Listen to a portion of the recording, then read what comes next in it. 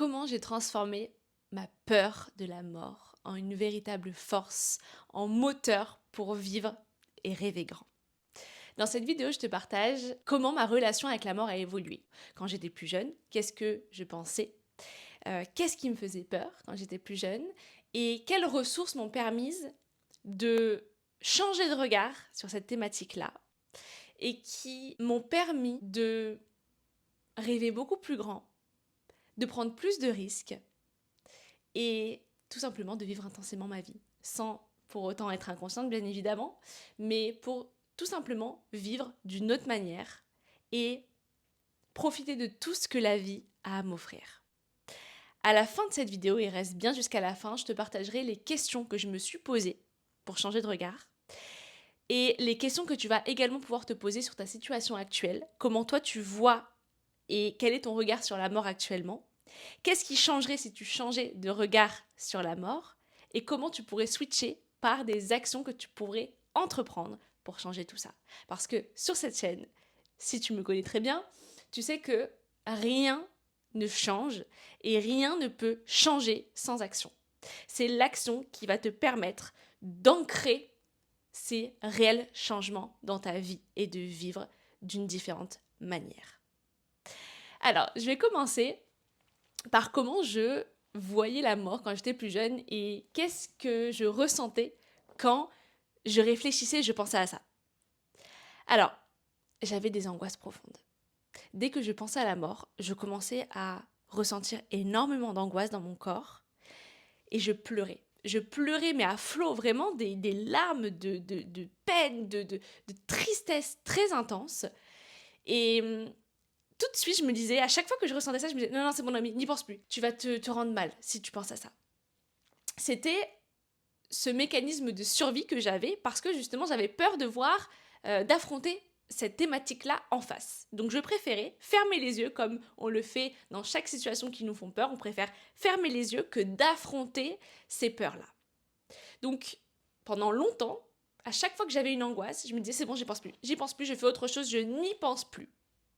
Jusqu'au jour où j'ai lu un livre, j'ai lu plusieurs livres, mais déjà un premier livre qui m'a fait changer de regard sur cette thématique-là, qui s'appelle L'Almanach de Naval Ravikant.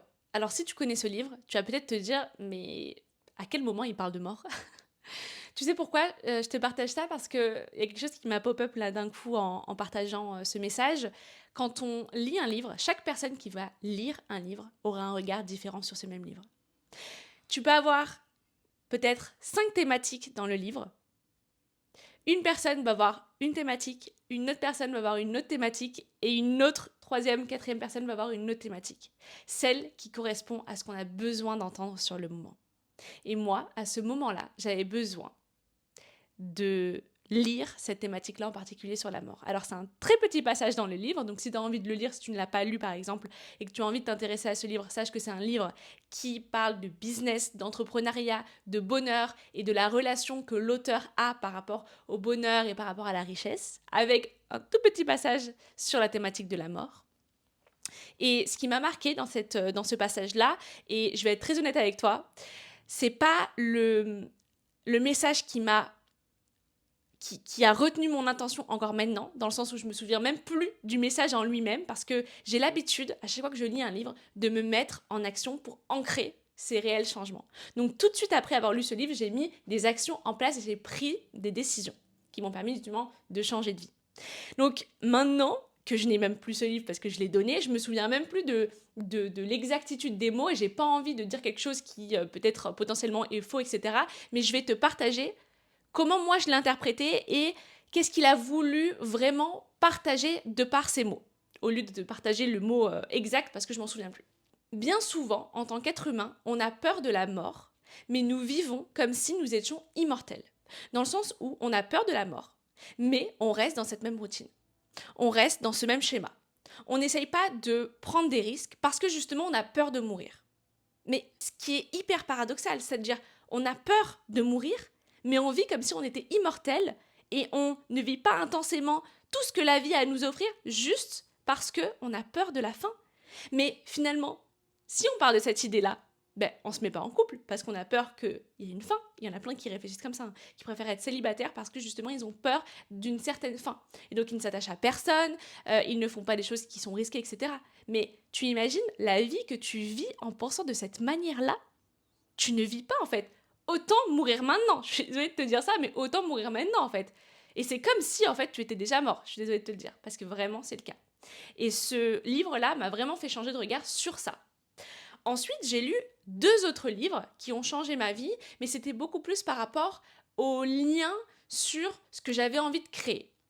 Ces 2 livres s'appellent Conversation avec Dieu, le tome 1 et le tome 3. Le tome 2, j'ai pas réellement aimé parce que ça parlait beaucoup plus de problèmes géopolitiques dans le monde et de choses qui étaient beaucoup trop larges pour moi. Et des choses qui m'intéressent et des choses non. Et là, pour le coup, j'ai abandonné le tome 2. Mais en tout cas, le tome 1 et le tome 3, je l'ai vraiment lu intensément parce que j'ai trouvé des passages qui m'ont vraiment mais inspiré intensément jusqu'à me faire quitter mon propre job, mon CDI, et changer complètement de vie parce que ça a tellement résonné en moi que j'ai entrepris les actions nécessaires pour justement changer de vie. Dans ce livre-là, dans Conversation avec Dieu, pareil, je ne me souviens plus exactement du passage parce que je suis passée à l'action directement, mais en tout cas, je me souviens très bien que j'étais en face de la mer, que je lisais un paragraphe et que j'ai pris conscience que, en fait, je suis comme tu l'es et comme tout le monde qui nous entoure, nous sommes du coup des êtres de création. Nous avons besoin de créer. Si nous ne créons pas dans notre vie, nous nous éteignons. C'est pour ça que je te disais, il y a des personnes qui sont mortes, alors qu'ils sont encore vivants, hein, mais leur esprit est mort parce qu'ils ne créent pas et qu'ils sont restés dans cette routine. Et à ce moment-là, j'avais créé mon podcast.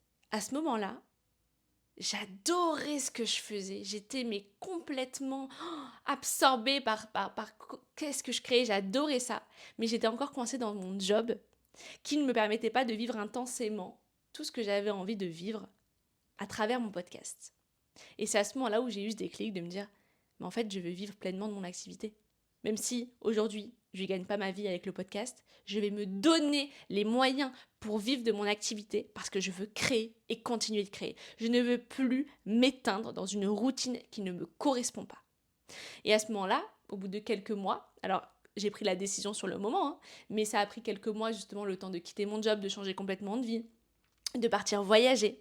Mais en tout cas, ça a été le moteur, ça a été vraiment le début d'un regard complètement différent qui m'a permis de prendre des décisions qui ont transformé ma vie. Le premier livre, l'Almanach de Naval Ravikant, ça a semé une graine et j'ai décidé de créer mon podcast. Le deuxième livre, quelques mois plus tard, m'a permis de me dire, ok, j'ai créé mon podcast, je veux vivre complètement de mon activité, je veux me donner les moyens du moins de vivre de mon activité et de me débarrasser de toutes ces choses qui me maintiennent dans un cadre qui, j'ai l'impression, à ce moment-là, j'avais l'impression d'être un lion en cage, mais vraiment, je me souviens quand je suis retournée travailler, parce que j'étais à la plage en train de lire ce livre-là, mais 2 heures après, je devais aller travailler. Donc je suis rentrée chez moi pour m'habiller, machin et tout, je suis allée travailler, je me souviens m'être sentie comme un lion en cage.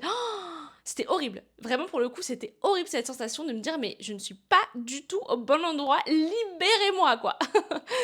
Et comme quoi, les prises de conscience, elles sont immenses, mais tant que tu ne prends pas des actions, la prise de conscience, elle va s'éteindre à petit feu. J'ai directement pris les mesures nécessaires pour justement partager le désir que j'avais envie de quitter mon job, en fait. Donc j'en ai parlé justement aux personnes avec lesquelles je travaillais, etc., parce que je ne pouvais plus rester là. Et ensuite, petit à petit, j'ai réussi à quitter mon job et à enfin me créer une vie qui est au-delà de ce que j'avais imaginé, mais me créer une vie, on va dire sur mesure. J'aime bien ce mot sur mesure parce que c'est finalement, elle est créée de toutes pièces, hein. Tu fais ce que tu veux dans la limite du raisonnable, bien évidemment, dans ce que tu peux réaliser, mais à la fois, j'ai décidé de rêver grand et de ne plus me limiter dans ce que j'avais envie de faire dans ma vie. Maintenant, revenons à comment, justement, j'ai changé ce regard sur le monde et comment j'ai réussi à transformer cette faiblesse et cette peur en véritable force. Parce que j'ai lu un livre qui m'a fait prendre conscience de ma relation avec la mort et je l'ai vue en face. C'est-à-dire qu'au lieu, comme quand j'étais jeune, de faire l'autruche, je disais non, c'est bon, j'y pense pas et tout, je l'ai regardé en face. Et c'est là où je vais te partager justement les questions que je me suis posées et que toi aussi tu vas pouvoir te poser pour réellement vivre intensément et ne plus vivre comme si tu pensais que tu étais immortel alors que tu sais au fond de toi que t'es pas immortel. Tu le sais au fond de toi mais tu vis encore comme si tu étais immortel malheureusement. Je me les suis notées sur mon carnet. Je me suis noté cette question. Pourquoi j'ai peur ? Pourquoi j'ai peur de la mort ? Pourquoi j'ai peur de la mort ? Parce que j'ai pas envie de perdre mes proches, parce que j'ai pas envie que ça se termine, parce que j'aime la vie en fait, tout simplement, j'ai pas envie que ça se termine. Ok, ça c'est une première question. Est-ce que si j'étais immortelle, je continuerais de vivre comme ça ? Et là je me suis dit, bah non. Déjà, je pense que je me ferais chier si je continuerais à vivre comme ça. Si j'étais immortelle, si je savais que j'étais immortelle, en tout cas, je vivrais pas comme ça, non. Dans cette routine-là, comme ça, pas trop, quoi. Et là, j'ai eu un premier déclic, je me suis dit, ah d'accord, si j'étais immortelle, je vivrais d'une autre manière. Ok. Ensuite, je me suis retourné la chose à l'envers, dans le sens où je me suis dit, Naomi, est-ce que quand tu sais qu'il y a une fin et que tu le reconnais pleinement, ou que tu sais qu'il y a quelque chose qui n'est pas habituel dans ta vie, tu le savoures davantage ? Je te prends un exemple, un plat. Un super bon plat que tu n'as pas l'habitude de manger. Est-ce que tu vas le manger hyper vite ou tu vas savourer, tu vas dire oh là là, ça fait j'aime la sensation que j'ai dans la bouche là, de manger ça. Oh là. Bah, en général, tu le savoures. Tu savoures ce plat, tu sais que c'est pas un repas que tu vas manger tous les jours, donc tu vas réellement le savourer. Mais pourquoi on ne fait pas la même chose dans notre propre vie ? En tout cas, c'est la réflexion que j'ai eue. Je me suis dit, mais pourquoi je mange pas la vie comme je mange mon plat que je savoure et que j'ai pas quotidiennement ? Et là, j'ai vraiment eu des choses qui se sont bousculées dans ma tête au fur et à mesure de me poser ces questions.